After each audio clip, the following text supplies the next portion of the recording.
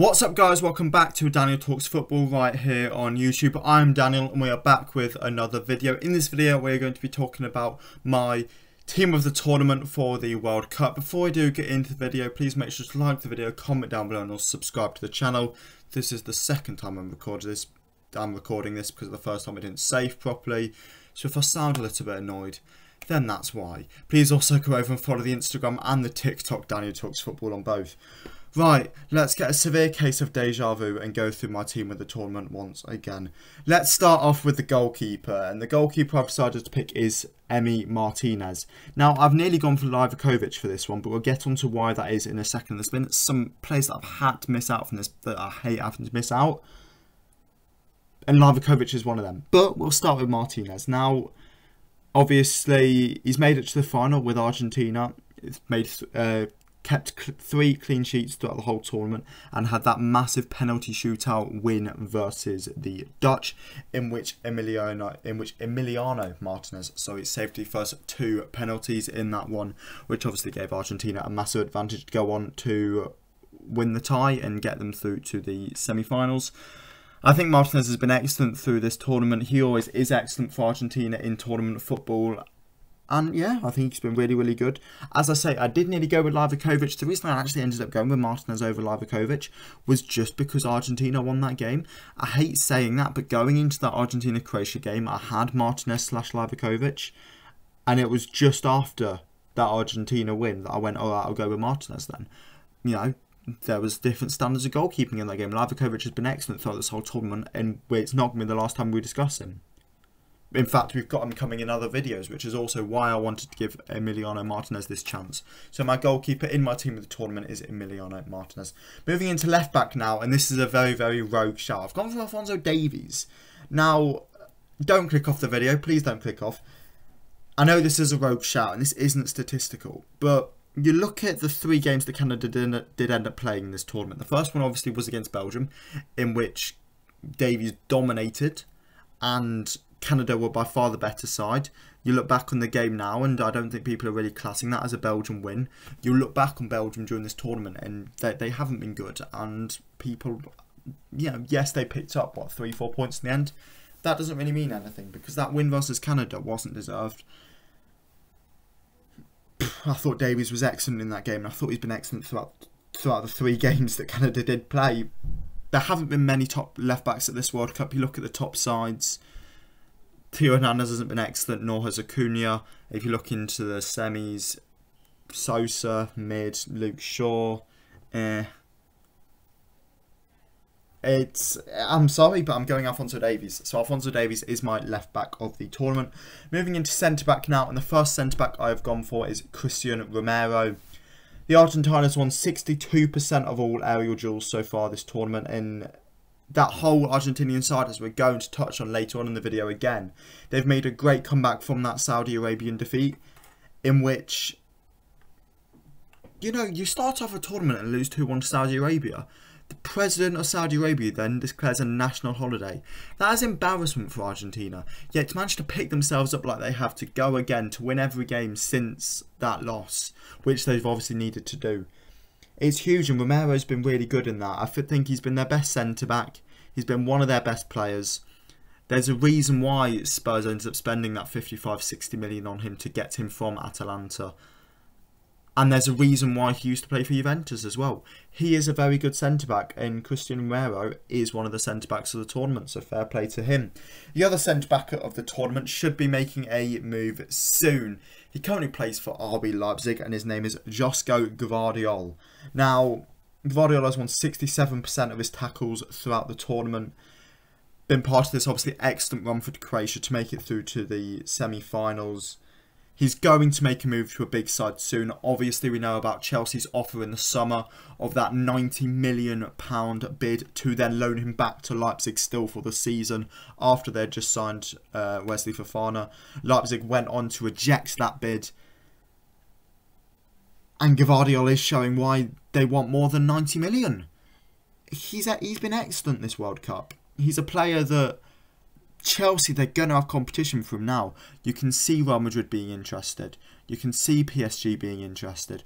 all the top sides in the world are now taking note of Guardiola. He can also play at left back. Not that it's his best position, but he can do that role as a sort of left, I don't want to say inverted fullback, but he probably could play that actually. I think Guardiola's been excellent so far this World Cup, and obviously he's got that third place playoff versus Morocco. He's going to be making a move soon, but yeah, he is well deserving of this place in my team of the tournament. Moving into right back now, and the right back I have is another Croat. In fact, it's Juranovic of Celtic. He's going to get a move in 2023. I think Fabrizio Romano has actually come out and confirmed that he will be getting a move in 2023. Obviously, to who yet we don't know. But there's no way that a player of this standard, of this quality through this World Cup will be staying at Celtic. Is it going to be in January or the summer? We'll have to wait and see. I've got him in videos coming up talking about transfers for January.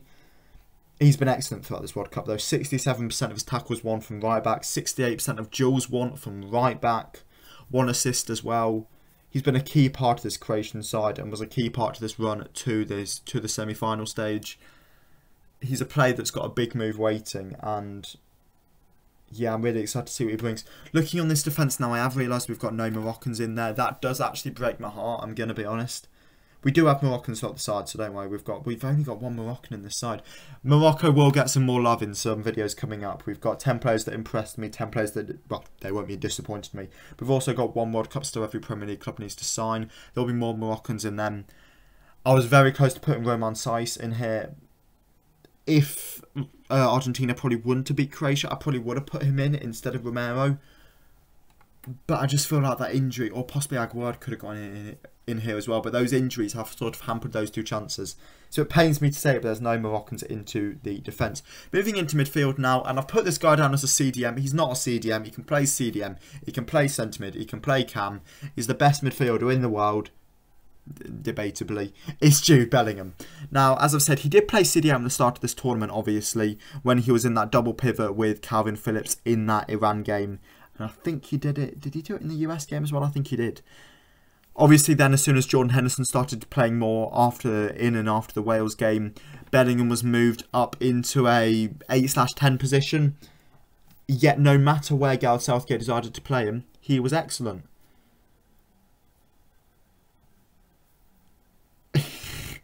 He's been mad. This guy, everybody laughed when Birmingham City retired his shirt number, and we can all see why now. This guy is going to be one of the best midfielders in the world. Obviously, he got his first goal for England at this World Cup, adding an assist onto that as well, and is fully deserving of his place into my team of the tournament.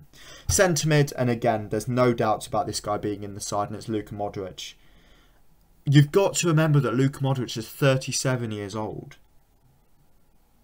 He was in the top 5 of all players for touches in the World Cup, and I know that doesn't seem like a significant stat, but that just shows the power he has on games, the control he has on games, the fact he's taking so many touches. As a centre midfielder, you think about touches, it's centre backs, they pass it between each other, they get the touches. No, a centre midfielder has been controlling the game. It really shows his influence on the side. This is a guy that's been a key factor to this Croatian side for 2 World Cups in a row now, getting to the final stage and now the semi-final stage. He's been excellent for them, and yes, it probably will be his final World Cup. He won't be going into the next one at the age of 41, but he's had an incredible career and is fully deserving of his place in my team of the tournament. Next up at cam, now I was between 2 for this one. They're both Moroccan. I was between Amrabat and Unahi. I ended up going for Amrabat. Just because Unahi has had the element of surprise. Nobody knew who he was going into the tournament. And that's not people not watching certain leagues or stuff. Nobody knew who Unahi was. Amrabat, I think, has been the better player, even if Unahi has been a bigger surprise factor. They're both excellent players, and I'm not denying that. Unahi is going to feature in many videos to come. But I wanted to give Amrabat a bit of love here. He deserves a big move to come soon. Obviously, at Fiorentina at the moment, we know that Spurs are interested, and there'll be more sides lining up to try and get Amrabat. He's been excellent this World Cup. 60% of tackles won, 84% pass accuracy. Genuinely unplayable throughout this World Cup, and he's a player that I was really, really impressed with. He's going to go on to big things. He's probably going to get a big move in January, and yeah, as I say, I've been really, really impressed with him. And now on to the front 3. And we start at left wing. We start with Kylian Mbappe. 5 goals, 2 assists. That means a goal every 95 minutes. He's played as a left wing and a striker in this World Cup. We saw the impact he had on that game versus Morocco when they moved in central. Yet he was also just incredible on that left wing, and he has been incredible on the left wing throughout the entire World Cup. His pace has terrified defenders. You look at what he did to those Moroccan defenders for that second goal. He had 5, 6 defenders around him, and none of them could get the ball off him. He deserves to be here fully. The bloke's got a contract with PSG until 2025. He's got 2.5 years left on that deal. There's definitely a possibility that at that point he gets a big move to Real Madrid if he doesn't want to stay at Paris. If he doesn't want to stay in Paris, which I could fully see. Mbappe is an excellent player and fully deserving of the place in this side. If he can win the World Cup, then yeah, it tops it off for him, and he probably will go on to win the best player.